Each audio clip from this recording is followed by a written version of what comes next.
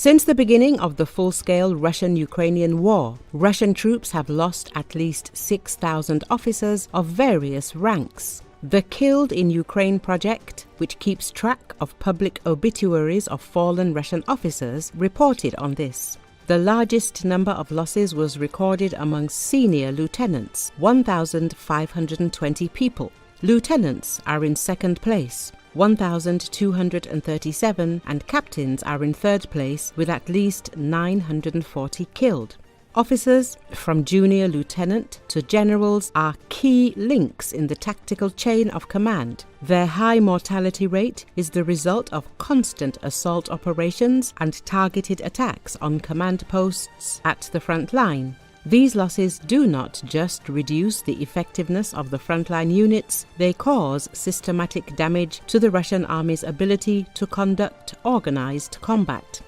According to the Horyushko project, which analyzes all obituaries available online, since February the 24th, 2022, the Russian army has lost about 111,000 soldiers. These statistics do not consider mobilized citizens from the temporarily occupied areas of Donetsk and Luhansk regions, soldiers of the so-called 1st Donetsk and 2nd Luhansk Army Corps, people who died in the rear or from the consequences of injuries, and foreign mercenaries. The Jubilee obituary, the 100,000th, was a reference to Alexei Burkov, a resident of the village of Sosnovskoye, Kirov region of Russia, who died in mid-December 2024, according to Militarny.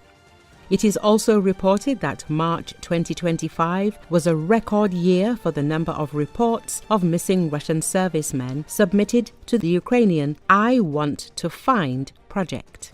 At that time, more than 320 new appeals about the missing invaders were recorded daily, and the total number of monthly applications reached 10,027. Recently, US President Donald Trump appeared to lose patience with Russia, posting on social media, "Vladimir, stop!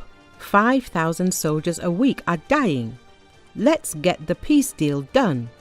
Trump repeated a number he cited in the past to push for a quick resolution of the war in Ukraine without evidence to back up his statement.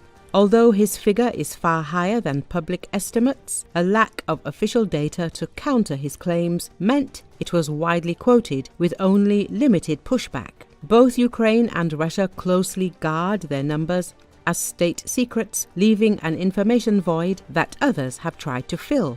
The true death toll is a matter of intense debate, but experts have used open sources and intelligence estimates to try and calculate how many Ukrainian and Russian troops have died throughout the war.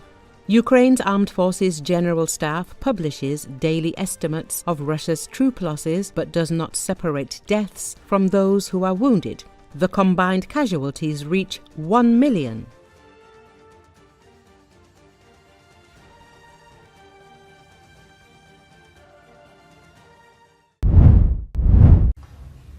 Russia and Ukraine held their first direct peace talks in 3 years Friday, gathering in Istanbul for Turkish-brokered negotiations, but officials and observers expected them to yield little immediate progress on stopping the more than 3-year war. According to Associated Press, a Ukrainian delegation led by Defense Minister Rustem Umerov sat down with a low-level Russian team headed by presidential aide Vladimir Medinsky. The officials present sat around a U-shaped table, with the Russians and Ukrainians facing each other. A senior Ukrainian official close to the talk said that Kiev's delegation was prepared to achieve a lot today, and with a real mandate to resolve key issues. The official, who spoke to the Associated Press on condition of anonymity because he was not authorized to make official statements, said the outcome hinges on whether Moscow is equally serious. Both countries have tried to persuade US President Donald Trump, who has expressed frustration over the slow progress and threatened to punish foot-dragging, that they are eager to resolve the conflict amid extensive diplomatic maneuvering. The latest push to end the fighting got off to a rocky start on Thursday, when Russian President Vladimir Putin spurned an offer by Ukrainian leader Volodymyr Zelensky to meet face-to-face. Delegations from the two countries also flew to different Turkish cities and put together teams of significantly different diplomatic heft for possible talks. Although expectations for a possible Putin-Zelensky meeting were low, the apparent lack of traction in peace efforts frustrated hopes of bold steps being taken in Turkey toward reaching a settlement.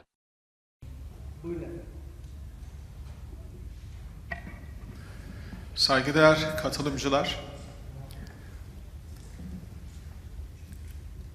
Ukrayna ve Rusya arasındaki müzakerelerin yeniden başlaması vesilesiyle hepinize İstanbul'a hoş geldiniz diyerek sözlerime başlamak istiyorum.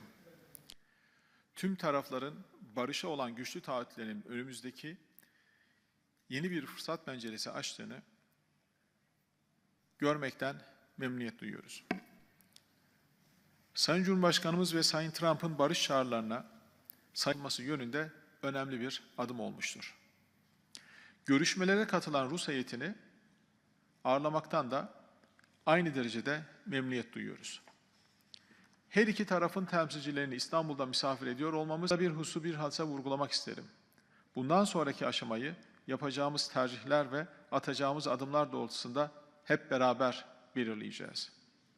Bu görüşmelerin bir liderler toplantısının temelini oluşturması da Türkiye, savaşı sona erdirme ve barışı sağlama yönündeki çabalarımızda her daim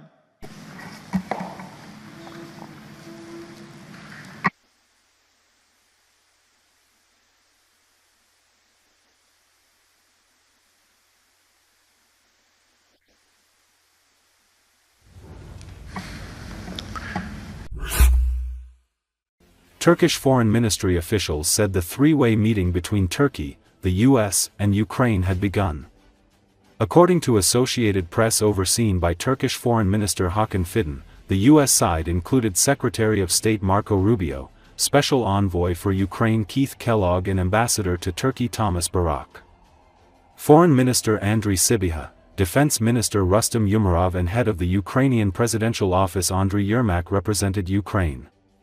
The latest push to end the fighting got off to a rocky start on Thursday, when Russian President Vladimir Putin spurned an offer by Ukrainian leader Volodymyr Zelensky to meet face-to-face. Delegations from the two countries also flew to different Turkish cities and put together teams of significantly different diplomatic heft for possible talks. Although expectations for a possible Putin-Zelensky meeting were low, the apparent lack of traction in peace efforts frustrated hopes of bold steps being taken in Turkey toward reaching a settlement.